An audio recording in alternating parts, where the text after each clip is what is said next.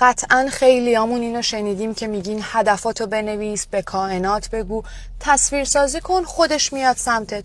ولی اگه واقعا فقط نوشتن و گفتن کافی بود، چرا این همه آدم هنوز سر جاشونن؟ من خودم ژورنال مینویسم، هدفامو یادداشت میکنم، ولی همیشه حواسم هست که هدفام اسمارت باشه. فقط 3% آدمان که هدفاشونو دقیق و منظم مینویسن و همون 3% بعد از چند سال درآمدشون 10 برابر بقیه است. نه به خاطر کائنات، بلکه به خاطر سیستم مغزشون، چون وقتی شما یه چیزی رو مکتوب مینویسین، این پالس رو به مغزتون میدین که این موضوع برای شما مهمه و میتونه روش تمرکز کنه. ولی اگه هدفت اسمارت نباشه، این فقط یه رویاییه که تو ذهنت ساختی. حالا یعنی چی؟ specific یعنی مشخص باشه چی میخوای.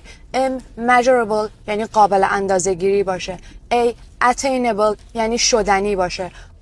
realistic یعنی واقع گرایانه باشه، فانتزی و رویا نباشه. و تایم یعنی بتونی یه زمان مشخصی رو براش در نظر بگیری. بذارین یه مثال براتون بزنم. مثلا من نمیگم میخوام یوتیوبر بشم، چون این هدف نیست. بیایم اسمارتش کنیم. مثلا میگم من تا سال آینده میخوام چنل یوتیوبم رو راه اندازی بکنم، میخوام 100,000 تا سابسکرایب بگیرم و هفته‌ای 2 تا ویدیو بذارم و بر اساس اون میام برنامه‌ریزی ماهانه و هفتگیمو انجام میدم. این میشه یه هدف اسمارت. لطفاً خواهشاً تا وقتی که به هدفتون نرسیدین به کسی نگین. نه به خاطر چشم زخم، به خاطر اینکه وقتی شما هدفتون رو به کسی میگین و اونا هم تشویقتون میکنن که میشه از این بدتر، این پالس رو به ذهنتون میدین که شما به اون هدف رسیدین و اون دوپامین سمی نمیذاره با عمل واقعی تجربهش کنین.